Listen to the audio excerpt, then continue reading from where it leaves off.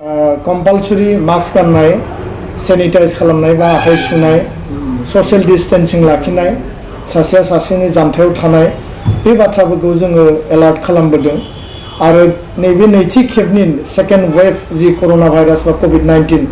बे जोबोद गिख्रंथाव आरो बे गिख्रंथाव जि महामारी बे महामारिया थांनाय गिबि खेबनि जि कभिड-19 मोन बेनि थैनायनि अनजिमाया खममोन नाथाय नैथि खेबनि आथिखालाव सोलिबाय थानाय कभिड-19 नि जि थैनायनि अनजिमा बे जोबोद बांदों बा सानफ्रोमबो थैनायनि अनजिमाया बारायगासिनो दङ दा बेखायनो बे पेन्डेमिक सिचुएशनखौ जोङो गैया खालामनो थाखाय बा पेन्डेमिक सिचुएशनखौ ओभारकाम खालामनो थाखाय जोङो बयबो सांग्रां जानानै हाबाफारि लानांगोन आथिखालाव भेक्सिनेशन सोलिगासिनो दङ आसामाव भारत नाङै आरो 18 बोसोरनि गोजौनि जेसेबां जोंनि सुबुंफोर दङ साफ्रोमबो कम्पालसरि भेक्सिन लायोब्ला जोंनि इमिउनिटि सिस्टेमखौ जोङो जुदि गोख्रों खालामना लानो हायोब्ला जोङो कभिड-19 बा कर'नानिफ्राय जोङो गावखौनो रैखा खालामनो हागोन बा जोङो कभिडजों जुजिनायाव जोंनि देहाया बा जोंनि इमिउनिटिया जेसेबां स्ट्रेंथ थानांगौ बेयाव जुजिनो थाखाय जोङो जुजिनानै जोङो साक्सेस जानो हागोन होननानै आं सानो दा बेखायनो दुलाराय बर' फरायसा आफादा जों सानदों फैबाय थानाय समाव बे कभिडजों जुजिनो थाखाय माखासे आरो गोबां हाबाफारि लानाय जादों आरो बेयाव कभिड केयार भलन्टियार माखासे जोङो दायो साखाफारा खालामनो थाखाय जों थिक खालामदों बिनि गेजेरजों जोङो मोनसे टारगेट लानानै हाबाफारि मावनो थाखाय थिक खालामदों जिल्ला प्रशासन डिस्ट्रिक्ट एडमिनिस्ट्रेशन हेल्थ डिपार्टमेन्ट आरो जिखिनि दङ जे बिटिआर सरकार आसाम सरकार जेब्लानो भलन्टियारि जोंनिफ्राय हेल्प नांगौ जायो फ्रन्टलाइन वार्कार हिसाबै डक्टर नार्स पुलिस बा जायफोर दङ बिथांमोना हाबा मावगासिनो दङ नाथाय जोङो सेकेन्ड लाइन माने भलन्टियारि वार्कार हिसाबै जों एसेस खालामनो हायो आरो बेखायनो जोंनि मोनसे भिसिडिसिआ बा पन्सायतआ मोनसे ब्लकआ मोनसे जिल्लाया कभिड फ्रि जुदि जायोब्ला बा कभिडनिफ्राय जोङो उदां जायोब्ला मोनसे पन्सायत मोनसे वार्ड मोनसे भिसिडिसि माने जोङो मोनसे ब्लकखौ कभिड फ्रि खालामनो हागोन डिस्ट्रिक्टखौ खालामनो हागोन आरो बिनि उनाव मोनसे डिस्ट्रिक्टनिफ्राय जुदि 15टा डिस्ट्रिक्ट 20टा डिस्ट्रिक्टआ आसामाव जुदि कभिड फ्रि जायोब्ला होमबानिया जोङो बे कभिडखौ जोङो गैया खालामनायाव जोङो साक्सेसफुल जागोन होननानै आं सानो दा बेखायनो रायजो राजाफोरा जि स्टेन्डार्ड अपारेटिं जि प्रसिडिउर दङ SOP गभर्नमेन्टआ जि गाइडलाइन खानानै होदों बे गासैबो गाइडलाइनखौ मानिनांगोन आथिखालाव कभिडनि जि इनफेक्शन बे चेनखौ फोजोबनो थाखाय आसाम सरकारा माखासे गाइडलाइन गोदान गाइडलाइन फोसावदों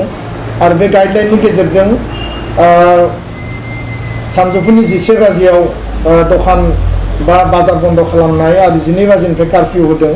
दा बे बिथिङाव जोंनि गोरिब गुन्द्रा जोंनि जायफोरा हाजिरा मावनानै जायो खामला मावनानै जायो जायफोर दैलि वेज लेबारार आरो जायफोर जोंनि जिखिनि बिल' पभार्टि लाइननि माने फेमिलिफोर दङ न'खरफोर दङ बिथांमोना गाज्रि मोनसे थासारियाव दङ आरो बिनि थाखाय जों सरकारखौ खावलायदों जे आसाम सरकारा दानि बे गोदान डक्टर हिमन्त बिश्व शर्मा दैदेननाय जि आसामनि सरकार दङ बे गोदान सरकारा जाहाथे बिनि सायाव इमिडियेट स्टेप लायो बिनि थाखाय जोङो बिथांखौ खावलायदों आरो बिथांनि मन्त्रि परिषदनि जायफोर दैदेनगिरि दङ केबिनेट मन्थ्रिफोर दं बिथांमोनखौबो खावलायनाय जादों दा बेखायनो गोरिब गुन्द्राफोरखौ हेफाजाब होनो थाखाय बे कभिड सिचुएशनाव बिथांमोननि थांना थानांगौनि थाखाय मदद होनो गोनां बिथिंफोरखौ लानानै सरकारा थारैनो गोख्रैनो माखासे हाबाफारि फोसावगोन जों बेखौ मिजिंथियो दा बे थासारियाव गुबुन मोनसे आयदाया जाबाय जे मेट्रिक आरो हायार सेकेन्डारिनि एग्जामा जानो गोनांमोन नाथाय बे एग्जामा दिनै कभिड परिबेशनि थाखाय थाबथानानै थाबाय आरो दा नैबे गोदान सरकारनि सोलोंथाइ मन्थ्रि डक्टर रनज पेगु बिथाङा दाख्लैबावै मिडियायाव बुंदों आरो रिसेन्टलि ट्राइबेल रेस्ट हाउस गुवाहाटीयाव दुलाराय बर' फरायसा आफादा बिथांखौ लोगो मोन्दोंमोन आरो बिथांजों फेस टु फेस जेब्ला सावरायो बिथाङा मोनथाम बाथ्रा बुंदों जे गासैबो फरायसाफोरा गावबा गावनि फरायनायखौ कन्टिनिउआस माने लाखिनांगौ 12निफ्राय 15 दिननि गेजेराव 12 to 15 days बिफोर माने एग्जामनि सिगां बिथांमोना घोषणा होगोन आरो सेबा आरो काउन्सिला जिकुनु मुहूर्तआव एग्जाम पार्टिनि थाखाय कुइसन पेपारनिफ्राय लानानै एग्जाम कन्डाक्ट खालामनायनि जेसेबां प्रिपारेसन दङ गासैबो बिथांमोना रेडि आरो बे बेलायाव 15 to 12 डेजनि सिगां जेब्ला फोसावगोन बेयाव रुटिन फैगोन आरो बे बाथ्राखौबो बिथांमोना प्रप'जेलाव दङ होननानै बुंदों जे आउट अफ 6 साबजेक्ट मोनद' साबजेक्टनि जायखिजाया मोनथाम साबजेक्टखौ चइस खालामनानै बिथांमोना आनजादाव जिरायनो हागोन बे बाथ्राखौ बिथांमोना प्रप'जेलाव लाखिदों होनना बुंदों बे फाइनाल नङा दा बेखायनो फाइनेलि सेबा काउन्सिल एडुकेशन डिपार्टमेन्ट आरो एडुकेशन मिनिस्टार सोलोंथाइ मन्थ्रि बिथांमोना सावरायनायनि गेजेराव आसाम सरकारा डिसिसन लागोन आं बेखायनो साफ्रोमबो फरायसा फरायसुलि बिथांमोनखौ खावलायो जे कभिडजों जों जुजिना थांना थानांगोन आरो कभिडनि गेजेरावनो जोंनि सोलोंथाइखौबो जोङो कन्टिनिउवास लाखिनांगोन आरो जोंनि जिउखौ जोंनि फिउचारखौ जोङो दानांगोन आरो बेखायनो आं खावलायबाय साफ्रोमबो मेट्रिक आरो हायार सेकेन्डारि फाइनाल होनो गोनां फरायसाफ्रा गावबा गावनि न'आव फरायनायखौ कन्टिनिउवास लाखियो आरो फोरोंगिरिफोरजों टेलिफनिक बा अनलाइन जाहाथे बिथांमोना कन्टेक्टआव थायो बा डिसकासनाव थायो कनसालटेसन खालामो आं बिनि थाखाय आपिल खालामबाय साफ्रोमबो बर' फरायसा फरायसुलि बिथांमोना आरो गार्जेनफोरखौबो आं खावलायदों जे गावबा गावनि गथ' गथायखौ बे थासारियाव फरायनो मटिभेसन होनांगोन थुलुंगा होनांगोन आरो बिथांमोननो सम आरो सुजुग दिहुननानै होनांगोन बिनि अनगायैबो दिनै स्कुल कलेज इउनिभार्सिटि गासैबो बन्द जानानै दङ आरो इउनिभार्सिटि लेभेल आन्डार ग्रेजुवेट लेभेलनि एग्जामाबो बन्द जानानै थाबाय फारसेथिं स्कुल कलेज गासैबो क्लोज डाउन जानानै दङ बेबायदि परिबेसाव न'आव थानानैनो गावखौ सेफ लाखिनानै गावनि जिउखौ रैखा खालामनानै गावबा गावनि स्टाडिखौ कन्टिनिउवासलि लाखिनो थाखाय आङो साफ्रोमबो बर' फरायसा फरायसुलि आरो गार्जेन आरो जोंनि फोरोंगिरिफोरखौ गामि ओनसोलाव एसे एनै जोंनि फरायसा फरायसुलिफोरखौ स्टेन्डार्ड अपारेटिं प्रसिडिउर SOP गाइडलाइनखौ मेनटेन खालामनानै खबर लानायनि थाखाय आङो खावलायदों अफलाइन बिथांमोननो होमवर्क होनो हायो नामा बा खौरां लानो हायो नामा बा गामियाव थांनानै सानै साथाम साबा स्टुडेन्टखौ लिंनानै बिथांमोना गामिनि फोरोंगिरिया गामिनि स्टुडेन्टखौनो जुदि फोरोंनो हायोब्ला बा होमवर्क होनो हायोब्ला बा बिथांमोनखौ जुदि गाइड खालायोब्ला निश्चय बिथांमोननि फरायनायाव जेबो आद्रा जानाय नङा बा बिथांमोना डिमरलाइज जानाय नङा फ्रास्ट्रेसनाव भुगिनाय नङा आं बिनि थाखायनो फोरोंगिरि गार्जेन आरो स्टुडेन्ट साफ्रोमखौबो आङो बे बिथिङाव नै आथिखालनि जि कभिडनि परिबेसाव जोंनि सोलोंथाइनि जि थासारि बे थासारिखौ आङो साफ्रोमनिसिमबो खावलायबाय दुलाराय बर' फरायसा आफादा गोख्रैनो दायो सामार भेकेसन डिक्लेयार खालामदों आरो बे समावब्लाबो जोङो साननैसोनि उनाव क्लास 9 आरो 10 स्पेसियेलि जोङो अनलाइन क्लासखौ जेसेबांसिम साक्सेसफुल जायो इफेक्टिभ जायो 100% नङाब्लाबो जिखिनि हायो अनलाइन जों खालामगोन आरो अफलाइन मडनि थाखाय आदार मोनसे जोङो सिस्टेम बा जोङो बेबस्था जों खालामगोन गुबुन फारसे थार्ड जि मेटार बे मेटारा जाबाय जे चिरां जिल्लायाव दाख्लैबावै टुक्राझार हायार सेकेन्डारिनि सासे स्टुडेन्ट जाय स्टुडेन्टआ फरायबाय थादोंमोन क्लास 10नि बे स्टुडेन्टनि सायाव मोनसे जि फिजिकेल टर्चार आरो जि जिनाहारि खालामनाय आरो बे थासारियाव सासे जि प्रफेसार बेंटल कलेजनि बे इनभल्भ दङ आरो दिनै पुलिसनि आरो गासैबो तदन्तनि उनाव आरो जाय एक्युज जाय दायनिगिरि बिथाङाबो बेखौ कनफेस खालामबाय जे बिथाङा बे गाज्रि खामानिखौ मावदोंमोन आरो दिनै बिथांखौ एरेस्ट खालामनाय जाबाय जेलाव हरनाय जाबाय दुलाराय बर' फरायसा आफाद आरो चिरां जिल्ला एबसु बिथांमोना दिनै बिनि सायाव हाबा मावगासिनो दङ दुलाराय बर' फरायसा आफादा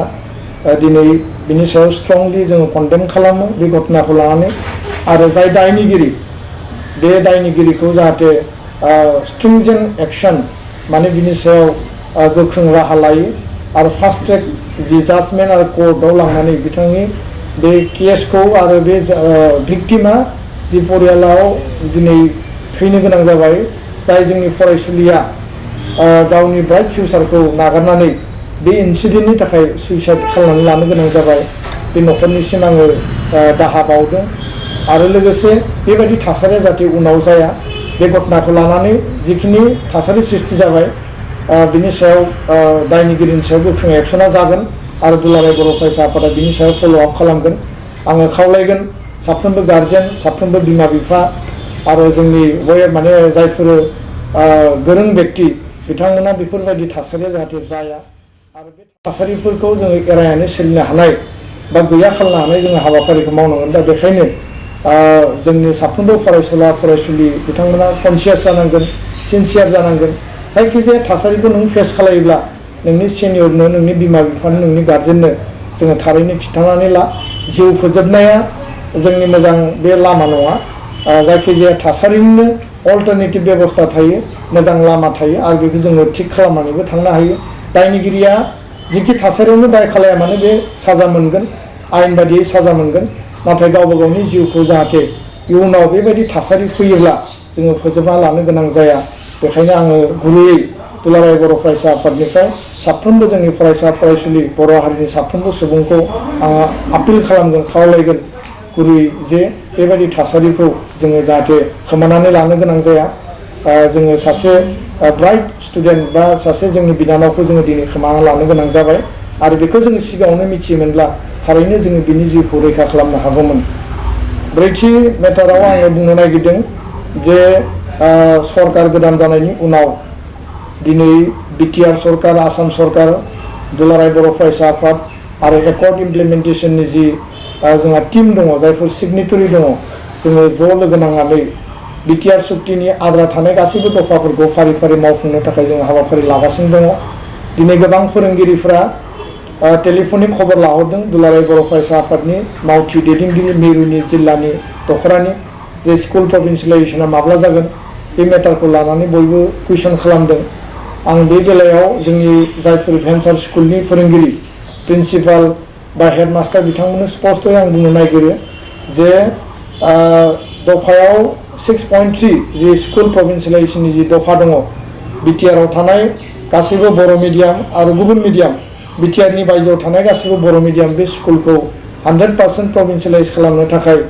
आरसिजेनि दैदेननायाव मोनसे कमिटि दादों आरो बेयाव director of Bodo' medium and tribal language आसामनि जि डाइरेक्टर, बिटिआरनि जि डाइरेक्टर अफ इडुकेसन, बे मोनसे कमिटि दङ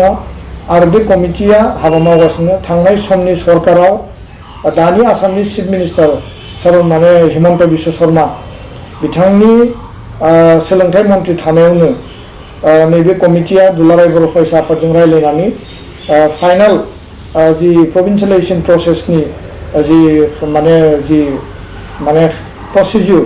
बा माइनुट्स मोनसे गाइडलाइन दिहुननानै हाबा मावनायनि थाखाय मोनसे ड्राफ्ट खालामबाय आरो बे माइनुट्सआ अलमस्ट फाइनाल स्टेजाव दङ। दा गोदानै नैबे सरकाराव जोङो नैबे कभिड परिबेसा जोबनायनि उनाव सोलोंथाइ मन्थ्रिखौ जों बुंदों जे जोंनि डाइरेक्टरेटखौ जों स्ट्रं खालामनांगोन, बेखौ जोङो आपग्रेड खालामनांगोन आरो फारसेथिं स्कुल प्रभिन्सियेलाइजेसनखौ जोङो मावफुंनांगोन। दा बेखायनो स्कुल प्रभिन्सियेलाइजेसननि बेलायाव कभिड परिबेसा जोबनायनि लोगो लोगो कमिटिया जिरायगोन, सोलोंथाइ मन्थ्रिया जोंजों जिरायगोन आरो बिनि लोगो लोगोनो जोङो स्कुल प्रभिन्सियेलाइजेसननि जे खामानि दङ बे गासैबो खामानिफोरखौ फारि फारि मावनाय जागोन। फोरोंगिरिफ्रा एसे धैर्य हमथ', फोरोंगिरिफ्रा एसे गोसोखौ हमथानानै साननैसो थाथ' आरो जेब्लानो जों गोनां जायो नोंथांमोननि डाटा, नोंथांमोननि डकुमेन्टस जिहेतु डिरेक्टर अफिसाव होनाय दंखायो, जोङो बेबायदिनो बे हाबाफारिफोरखौ एकर्डनि दफा स्पिरिटखौ जोङो मावफुंनायनि बेलायाव जोङो गोसो गोरबोजों जों हाबा मावगोन जाहाथे मोनफ्रोमबो स्कुलखौ जोङो लांनो हायो बा मोनफ्रोमबो स्कुला प्रभिन्सियेलाइजेसननि आवथायाव जाहाथे फैनो हायो। गुबुन फारसेथिङै एकर्ड इमप्लिमेन्टेसनखौ लानानै दुलाराय बर' फरायसा आफादा थांनाय सानथामनि सिगां मानासनि बासबारि फरेस्ट आइबियाव जों जिरायदों आरो बे जिरायनायाव बिटिआरनि मानगोनां चिफ, डेपुटि चिफ, आसामनि गोदानै थिसनजानाय मानगोनां मन्थ्रि बर'नि गेजेराव आरो लोगोसेनो 6 गोदानै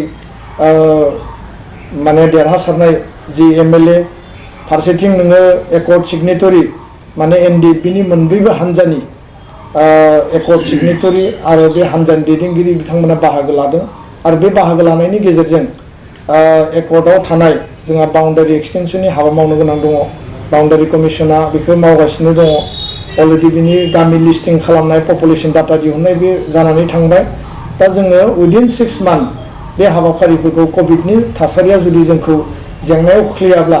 जों हाबाखौ मावनो हागोन। गुबुन फारसेथिं बर' कसारि काउन्सिलखौ जोङो स्ट्रं खालामनांगौ। बेयाव नोङो गामि नटिफाइ खालामनाय, समस्ति दानाय, इलेक्सन पार्टिनाय कार्बि आंलंनि ST हिलनि जेंना दङ बे मेटारखौ भारत सरकारजों जोङो माने रायलायनानै बिनि थाखाय जोङो हाबा मावनांगोन आरो बिनि थाखाय भारत सरकारखौ जोङो थांनाय बिसायख'थिनि सिगांनो बिथांमोनखौ खेबनै खेबथाम सावरायनाय जादों आरो गुबुन फारसेजों NDFBनि जेसेबां जेंना दङ केस उइथड्र खालामनाय जोंहा जेलाव थानाय दैदेनगिरि मेम्बार्सफोरखौ दिहुननाय आरो रिहेबिलिटेसन जि पेकेज बे पेकेजखौ दिनै खावसेयाल' मोनदों गोबाङानो मोनाखै भेरिफिकेसन सोलिगासिनो दङ फारसेथिंजाय नोङो मार्टियार फेमिलिनो एक्सग्रेसिया होनांगौ आरो जोङो गेजेर गेजेर सम खोनानो मोनदों NDFBनि बारग' दैदेनगिरि बा जोंनि मेम्बार्सफोरखौ प्रशासननिफ्राय पुलिस बिफाननिफ्राय बिथांमोनखौ डिस्टार्ब खालामदों माब्लाबा बिथांमोनखौ लेंहरदों माब्लाबा बिथांमोनखौ माने गाज्रि बेबहार खालामदों बेबायदि जोङो माखासे रिपर्ट जों मोनबाय थादों बे बिथिङाव जोङो BTRनि IGP आसामनि जोङो DGP गासैबो बे लेभेलनि जि प्रशासनिक लेभेलनि माने दैदेनगिरिफोर दङ सामलायगिरिफोर दङ बिथांमोनखौ जोङो खावलायदों आरो जाहाथे कुनु NDFB जोंनि एक्स मेम्बार्सफोरखौ जाहाथे बिथांमोना बेबायदि बेबहार खालाया बेबायदि डिस्टार्ब खालामा जुदि बेबायदि जादोंब्ला बियो सोंखारिथाव आरो बेखौ लानानै दुलाराय बर' फरायसा आफादा इयुननि समाव जोङो सरकारखौ जोङो नारसिनगोन गासैबो जोंनि बिग्रायारि